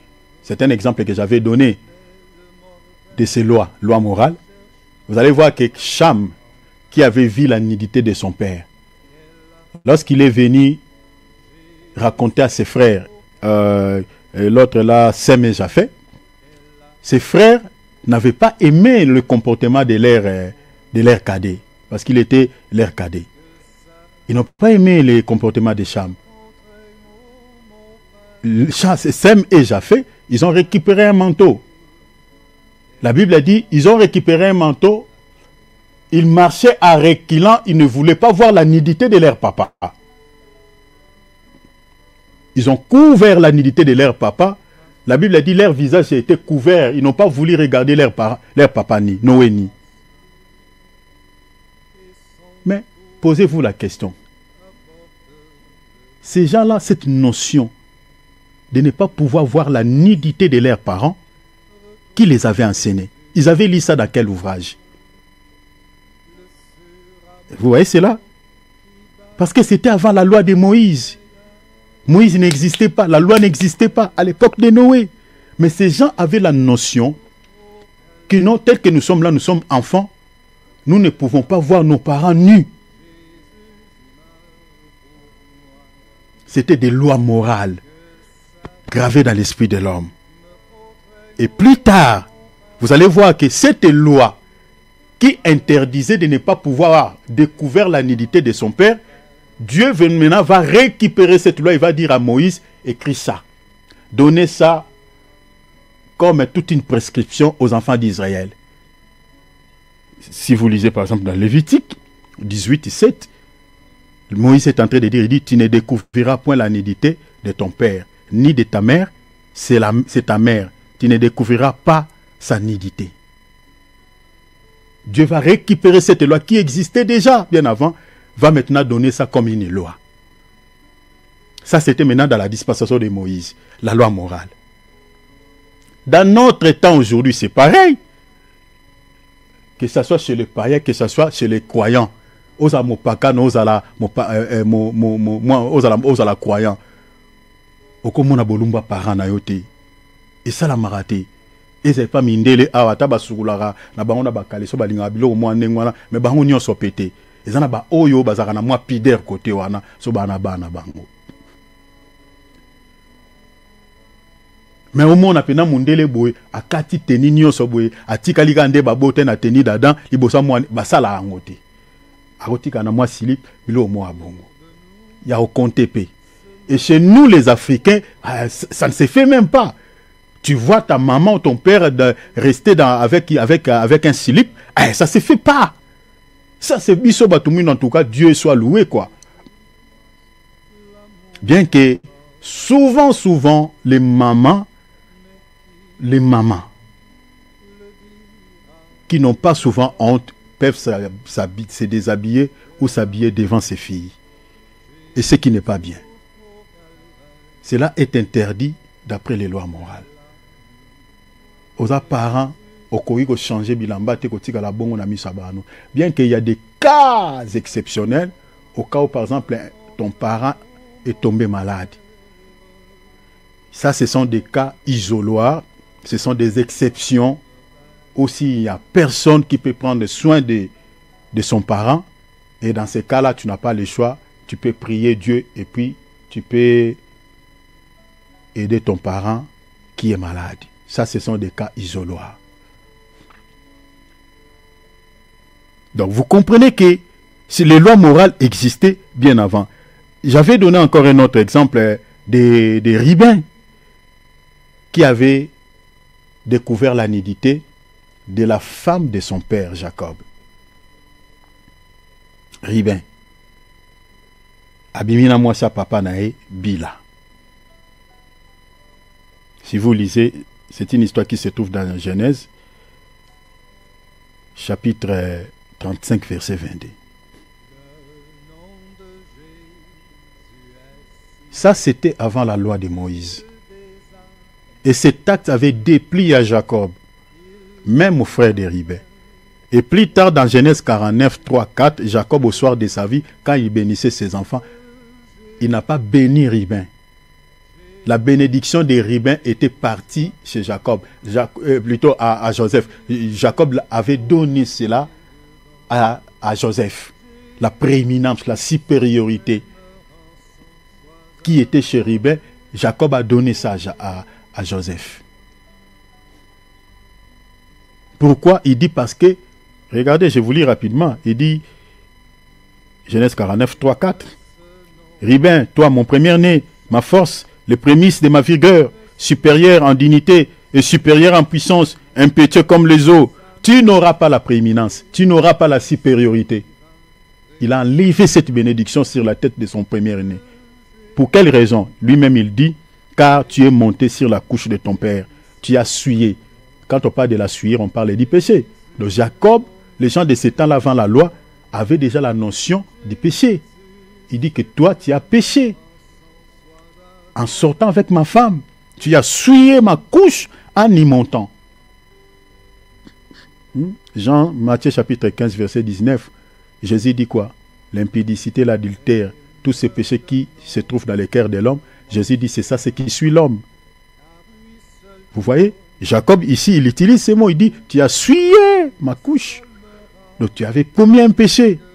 Donc les gens de ce temps-là, au travers des lois morales, avant l'institution de la loi, avant la prescription de la loi, connaissaient déjà la notion du bien et du mal, connaissaient déjà la notion du péché. Ils savaient que je ne peux pas toucher la femme de mon père, je ne peux pas toucher la femme de mon frère. Et plus tard dans la loi de Moïse, dans Lévitique 18, 8, cette loi qui existait, cette loi morale, Dieu va les reprendre encore aux enfants d'Israël. Tu ne découvriras point la nudité de la femme de ton père. Découvrir ici explique tout, au fait, c'est une expression qui explique, qui parle pas de découvrir dans le sens de voir seulement, mais dans le sens de connaître. Est-ce que vous comprenez? De connaître la femme de ton père. J'utilise un peu des mots comme ça pour comprendre, pour ne pas utiliser des mots un peu des mots sèches, c'est pas bon. Donc l'acte que Ribin avait posé avant la loi, l'institution de la loi, plus tard on voit le Seigneur va reprendre cela dans la loi de Moïse. Plus tard encore, sous la grâce, il y avait un homme dans 1 Corinthiens 5 qui était sorti avec la femme de son père. Les apôtres avaient condamné cet acte. Est-ce que vous voyez cela? Donc, tous ces trois dispensations, avant la loi, pendant la loi, sous la grâce. La loi, les lois cérémonielles existaient. Avant la loi, pendant la loi et sous la grâce. On condamne les mêmes actes. Donc, je nous avais dit que Jésus n'était pas venu effacer les lois morales, mais Jésus était venu effacer plutôt les lois sociales et puis les lois cérémonielles. Pourquoi je suis allé là-bas? Parce que la dîme fait partie des lois sociales et des lois cérémonielles. Ça, je toucherai les samedis quand je vous parlerai sur la dîme. Je vous parlerai maintenant comment se fait-il que la dîme soit la dîme puisse faire partie des lois sociales et des lois cérémonielles. Je vous expliquerai et pourquoi je suis en train de dire que dans cette dispensation, les chrétiens ne peuvent plus payer la dîme. C'est pour ces raisons-là. Parce que si Jésus a accompli les lois sociales et les lois cérémonielles par sa mort à la croix de Golgotha, eh bien c'est que les lois qui disaient aux enfants d'Israël de payer la dîme, dans cette dispensation, nous ne pouvons plus la payer. Parce que les lois cérémonielles et sociales sont accomplies par la mort de Jésus-Christ. Je vous donnerai des témoins. Donc, vous comprenez que les lois morales existent. Jésus n'a pas aboli ces lois. Ça existe jusqu'à présent. Et ces lois-là sont gravées, sont imprimées dans les cœurs de l'homme. Selon quelle écriture je vous avais donné Romains 8, et plutôt Hébreux 8, 10. Et puis lisez Romains chapitre 2, versets 14 à 15. Ce sont des lois qui sont gravées dans les cœurs. Je vous lis rapidement. En effet, lorsque les païens qui n'ont pas la loi de Moïse, on parle de la loi de Moïse, accomplissent naturellement ce que demande cette loi, donc la loi de Moïse, on dit ils se tiennent lieu de la loi eux-mêmes. L'apôtre Paul est en train de parler, il dit, les païens ont une loi à eux-mêmes. Mais quelle est cette loi? Ce sont les lois morales que nous sommes en train de parler, les lois universelles. Mais là, l'apôtre Paul dit, renchérit, il dit, ils se tiennent lieu de la loi eux-mêmes alors qu'ils n'ont pas la loi. Ils n'ont pas une loi qui leur interdise des choses. Les païens, les nations. Dans le verset 15, il dit, ils démontrent par leur comportement. Regardez, par leur comportement, je suis dans la traduction Semeur, ils démontrent par leur comportement que les œuvres demandées par la loi sont inscrites dans leur cœur. Ah, vous voyez? Dans leur cœur, leur conscience en témoigne également ainsi les raisonnements par lesquels ils s'acquisent ou s'esquisent les uns les autres. Est-ce que vous voyez cela? Donc, quand un païen pêche contre son frère, il peut s'esquiser, il dit, oh, désolé. Mais qu'est-ce qui lui pousse à se comporter ainsi? C'est-à-dire, il y a une loi qui dit que quand tu offenses ton frère ou tu as lésé ton prochain, il faut réparer. Mais cette loi-là, ce n'est pas une loi écrite qu'il avait lue, mais c'est dans sa conscience. Il sait que j'ai lésé mon frère, j'ai fait du tort à mon frère, je dois réparer. C'est ça en fait la pensée. Donc, l'apôtre Paul dit, cette loi qui pousse les païens à s'esquiser, à s'acquiser, il dit, ce sont des lois qui sont imprimées dans leur cœur, dans leur conscience. Donc, voilà les versets clairs qui nous montrent que les lois morales sont inscrites dans l'esprit de l'homme. Cher enfant de Dieu, même si tu n'as pas suffisamment toute la connaissance de la Bible, mais dans ton cœur, tu connais la notion de la différence du bien et du mal. Jésus a résumé les lois morales par un seul commandement, l'amour. Quand tu aimes ton frère, tu ne prendras pas sa femme, tu ne le voleras pas, tu ne le feras pas du mal. Donc, en fait, Jésus a pris les lois morales, l'a résumé à un seul commandement. Tu aimeras ton prochain comme soi-même. Si du moins tu as l'amour vis-à-vis de ton prochain, tu accompliras toutes les lois morales en toi, envers ton prochain, envers même soi-même. C'est ça en fait. Alors, je vais nous donner un aperçu, parce que je vois mon temps est épuisé, par rapport aux lois cérémonielles. Je vous nous donne un aperçu pour que nous puissions comprendre les lois cérémonielles. C'est ça ce qu'on va partager le samedi. Mais regardez déjà cet aperçu. Je vais parler pendant 10 minutes et puis je vais m'arrêter par là. Les lois cérémonielles, notées sur vos calepins.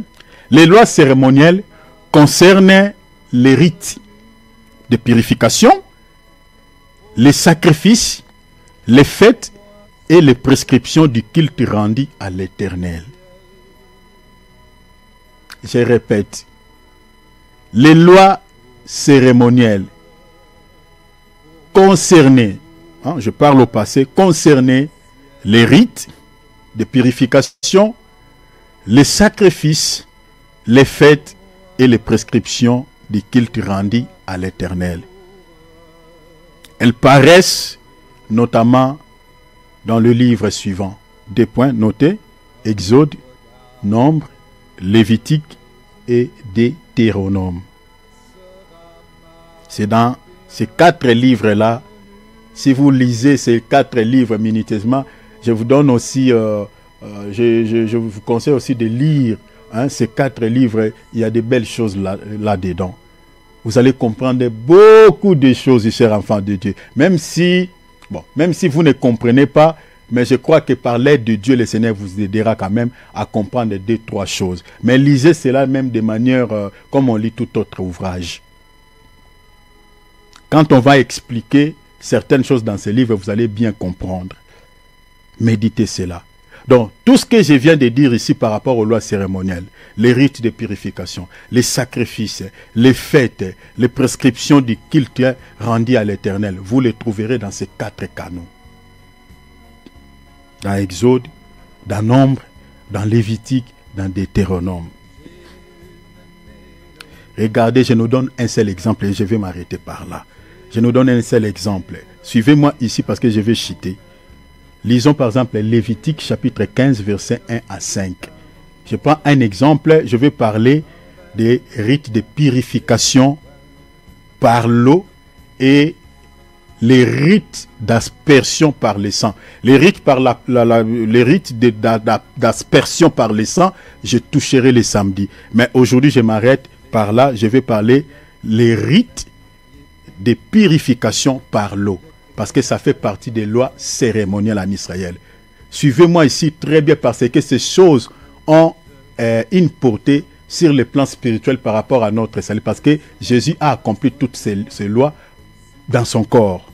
Je nous donnerai aussi des textes. Donc si vous comprenez ce que je suis en train de dire ici, quand j'expliquerai cela dans notre temps par rapport à Christ, vous allez directement comprendre. Donc quand vous lisez Lévitique, vous aurez directement l'idée déjà de ce que vous êtes en train de lire. Lisons Lévitique chapitre, je vais expliquer, ici je vais interpréter dans la révélation.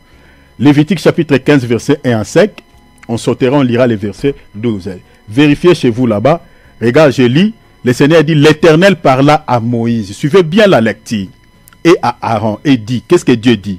Parle aux enfants d'Israël et dis-leur, tout homme qui a une gonorrhée, souvenez dans vos calepins, écrivez gonorrhée.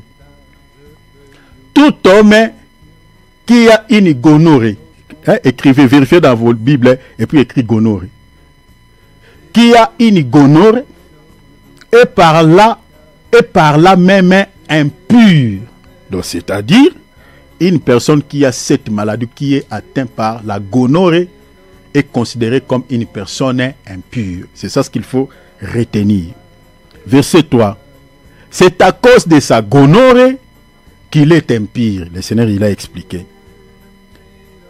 Qu'il est impur. Que sa chair laisse couler son flux, le sang, ou le sang des liquides et des trucs comme ça. Ou qu'elle les retienne, il est impur. Il est impur. Le verset 11. Celui qui sera touché par lui. Suivez ici très bien, bien aimé. Celui qui sera touché par lui et qui ne sera pas lavé les mains dans l'eau. Vous voyez la purification des rites par l'eau. Qui ne sera pas lavé les mains dans l'eau, lavera ses vêtements, se lavera dans l'eau et sera impur jusqu'à quand? Jusqu'au soir. Rien. Pourquoi? Retenez déjà dans la Bible, nous avons 4 temps.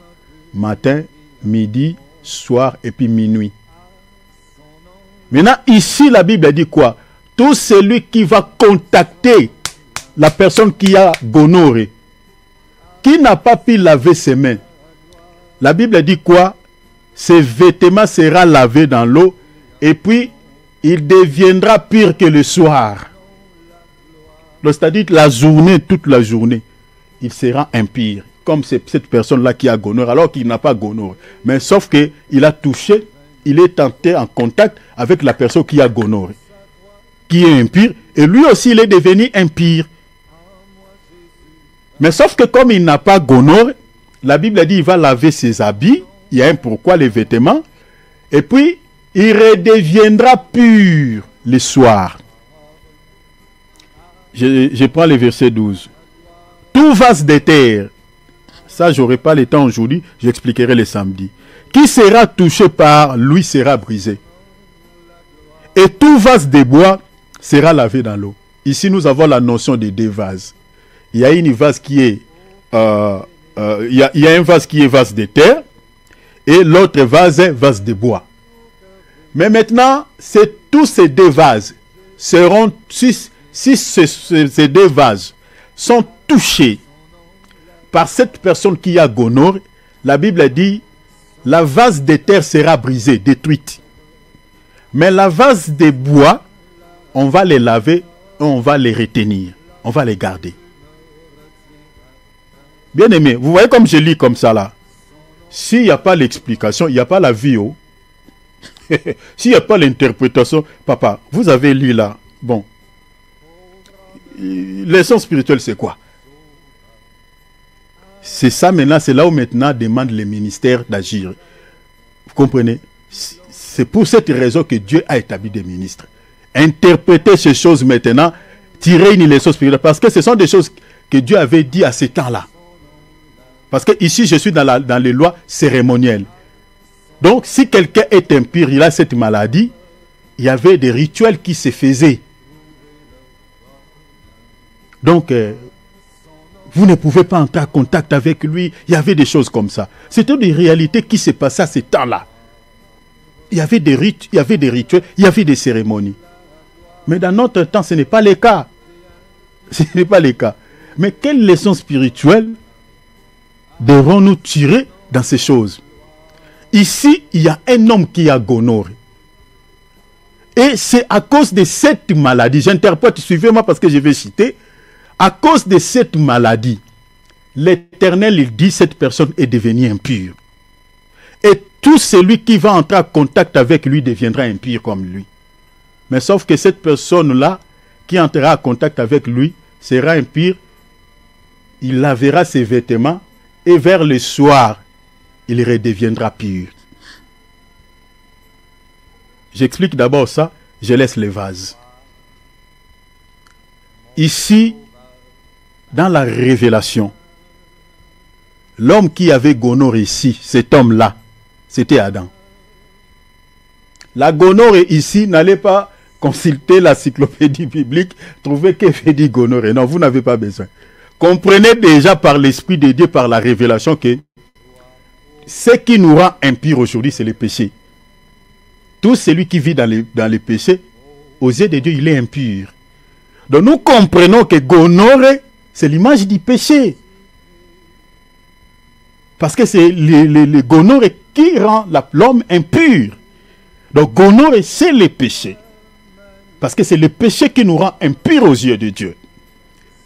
Et le premier être qui a eu cette maladie dans ce monde, c'est Adam, qui avait gonorrhée.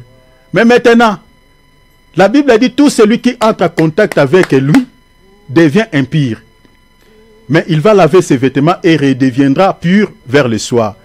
Or, tel que nous sommes là tous dans le monde, qui dira qu'il n'a jamais été en contact avec Adam? Est-ce que vous avez vu ça? Qui dira aujourd'hui n'a jamais été en contact avec Adam, n'a jamais été touché par Adam? Les corps que nous portons, c'est les corps de qui? C'est le corps d'Adam. Le premier être parmi les humains qui a porté ces corps, c'est Adam. Donc tous tels que nous sommes là, nous sortons d'Adam, nous portons le sang d'Adam. Et le fait que nous portons le corps d'Adam, nous avons en nous le sang d'Adam, nous sommes directement contaminés par gonorrhée. C'est ça Romains chapitre 5 verset 12.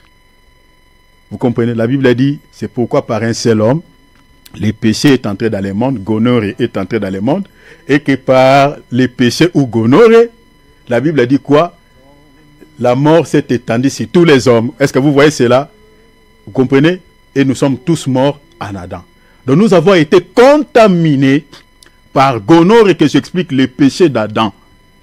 Et nous sommes devenus tous impurs aux yeux de Dieu. Nous sommes devenus tous pécheurs aux yeux de Dieu. Mais maintenant, pour que nous, qui n'ont pas eu cette maladie, parce que c'est Adam qui avait eu gonorrhée, qui avait eu le péché, qui avait péché. Mais nous sommes devenus péchés, non parce que nous avons péché, mais tout simplement parce que nous avons été touchés par Adam. Nous avons été contactés par Adam, à travers son sang, à travers son corps. Et nous redevenons impurs aux yeux de Dieu. Mais pour que nous redeviennons à l'état initial, à l'état de la pureté, le Seigneur, la Bible dit quoi? Il faut que nous puissions laver nos vêtements. Or, les vêtements ici, c'est quoi? Les vêtements ici, c'est les œuvres. Vous comprenez? Je suis dans Apocalypse, non? Chapitre 19, verset 8. Vous comprenez? Je l'ai enseigné plusieurs fois ici. Les vêtements, c'est l'image des œuvres. Donc, il faut que nous sanctifions nos œuvres pour que nous redeviennons purs. Parce que si nous ne sanctifions pas nos œuvres, nous ne redeviendrons jamais purs. Or, pour que nous puissions laver nos vêtements, nous avons besoin de l'eau. Or, l'eau aujourd'hui, qui peut laver nos vêtements, qui peut laver nos œuvres, c'est la parole. Est-ce que vous avez vu ça? C'est ça, non? Jean chapitre 15, verset 3. Seigneur dit, vous êtes pire à cause de la parole que vous écoutez. Alléluia. Est-ce que vous avez vu ça? Nous sommes déjà pires par la parole. Oh, la parole, c'est ça, l'eau. Est-ce que vous avez vu ça? Donc, c'est la parole de Dieu qui sanctifie nos œuvres. On était tous dans les péchés d'Adam. On était tous fougués dans les mal. Mais quand nous avons lavé nos vêtements, nous avons écouté la parole. C'est cette parole qui a lavé nos vêtements que j'explique nos œuvres. Qui a sanctifié nos œuvres. Et à quel moment nous sommes devenus purs aux yeux de Dieu? C'est au temps d'histoire. Or, le temps d'histoire explique tout simplement la dispensation de la grâce. C'est tout simplement ça. Parce que l'Église traverse les temps d'histoire. La raison pour laquelle le jour de la Pentecôte, le Saint-Esprit était descendu comme une lampe. La Bible a dit, il se posait sur les têtes comme une flamme de feu, comme une lampe, les chandeliers. Or, on allume les chandeliers que là, le soir. C'est ça même ce qu'on retrouve dans Apocalypse chapitre 1. Jésus au milieu de cette chandelier d'or. Or, c'est Jésus qui éclaire l'Église aujourd'hui. C'est ça ce qui explique que l'Église traverse les temps d'histoire. Donc, nous sommes devenus pires au travers de ces péchés, Gonore et d'Adam. Nous sommes lavés par la parole que Jésus nous a donnée. Donc, c'est dans cette dispensation que la pureté est possible par rapport au péché d'Adam. C'est ça l'image du temps d'histoire. Donc, vous comprenez que ce passage de Lévitique chapitre 15, versets 1 à 5, virgule 12, on nous parle d'une personne qui avait gonorrhée. Et dans la révélation, nous avons compris que il y a dans ce monde un seul homme qui avait eu cette maladie, qui l'avait rendu impie. Nous expliquons Adam. Parce que vous savez que la maladie explique aussi les péchés, non? C'est Jésus qui a dit. Il dit, je suis venu chercher ceux qui sont malades. Donc Jésus se présente comme un médecin, il cherche ceux qui sont malades. Et si vous lisez ces passages de Luc, là-dessus le Seigneur explique cette maladie comme étant les péchés. Vous comprenez? Donc la maladie que Adam avait eue, la gonorrhée là, c'était les péchés. Et nous avons été contaminés par lui parce que nous portons son sang et son corps. Maintenant le Seigneur nous a dit, si vous voulez redevenir pire, lavez vos vêtements par l'eau. Et l'eau qui nous a sanctifiés, qui a sanctifié nos vêtements, que j'explique les œuvres, c'est la parole de Dieu dans cette dispensation de la grâce qui n'est rien d'autre que le temps d'histoire. Donc vous voyez comment on peut interpréter la parole de Dieu dans la révélation. Il y a beaucoup de choses à dire là-dessus. Ça s'explique seulement dans cet aspect, mais on peut expliquer d'autres aspects aussi à travers cette écriture. Donc, vous comprenez que les lois cérémonielles sont accomplies dans cette dispensation de la grâce. Est-ce que vous avez vu de quelle manière les lois cérémonielles sont accomplies dans la dispensation de la grâce? Par la mort du Seigneur Jésus-Christ. Ça, j'ai pris seulement un seul aspect, mais je parlerai d'autres aspects. Les samedis, je vous parlerai maintenant des vases de terre qui étaient touchés aussi par cet homme. Je vous parlerai également de ces vases de bois. On dit les vases de terre qui est devenu impie parce que cela a été touché par cet homme sera brisé. On va les détruire, on va l'écarter. Les vases de bois, il a été aussi touché par cet homme impur, mais cette vase, on va les laver, les nettoyer, et puis on va les conserver, les garder. Ça, j'expliquerai cela les samedis. Vous allez découvrir dans la révélation qu'est-ce qui se cache sur le plan spirituel par rapport à ces deux vases qui ont été touchés par cet homme qui avait gonorrhée, et j'explique Adam. Donc, ça c'est d'après les lois cérémonielles que j'explique ces choses dans la révélation. Et si on aura le temps, je parlerai maintenant de la dîme au travers de ces deux lois, les lois cérémonielles et les lois sociales. Sinon, le Seigneur de gloire nous bénisse abondamment. Ici, j'aimerais dire à chacun d'entre nous, nous avons été rachetés de la gonorrhée. Mon frère, ne demeure plus dans cet état de gonorrhée. On était tous nés avec cette maladie. Parce que Nous sommes ici d'un père qui avait la maladie qu'on appelle gonorrhée. Il s'appelle Adam. Ne restez pas dans cet état de la gonorrhée, cette maladie qui nous rend impurs aux yeux de Dieu. Jésus-Christ nous a affranchis, nous a rendus purs au travers de la parole que vous écoutez. Jésus nous a sanctifiés de la gonorrhée. Alors demeurez dans l'état de la pureté, parce que sans la pureté, personne ne verra le Seigneur, car le Seigneur revient très bientôt. Ouvrons nos micros, nous allons prier. Alléluia.